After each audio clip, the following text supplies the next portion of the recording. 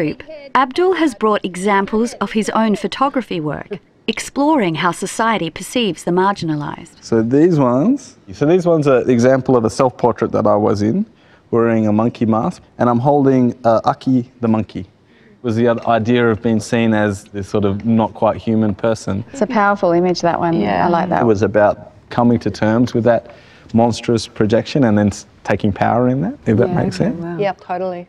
But today, we're going to do as much planning as we can, figuring out who we're going to be and who we're going to play.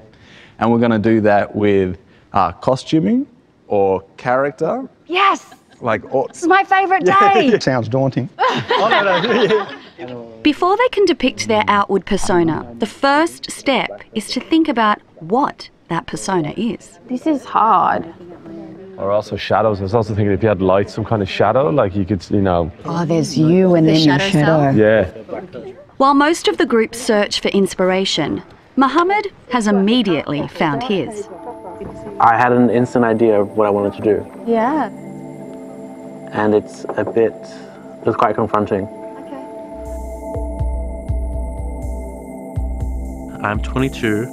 I'm a peer worker, poet, writer, and playwright, and I'm a queer Arab Muslim. I was diagnosed with bipolar and PTSD, so I feel like I cling to poetry and writing just so I can kind of live. It's a really important part of who I am. I grew up in Western Sydney and lived in the Middle East for a little while as well, hence whatever this is.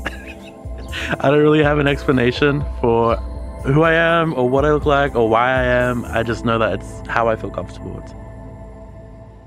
I think what's scarier than being called a terrorist, faggot, whatever label you want to call me, is just not being seen at all. Yeah, it's just being whatever I wear. Mm-hmm. I don't think Australia sees me at all. I don't think they can see past that. I want to just kind of hang like a coat hanger with my clothes, and I don't want to be in it.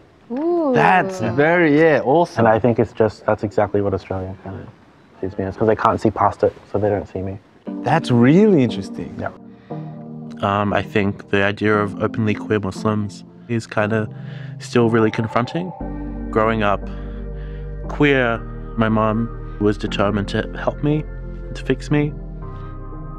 Ultimately, when she realized I wasn't going to change, was kind of kicked out.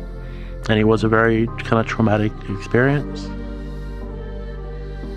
I did not want to be alive.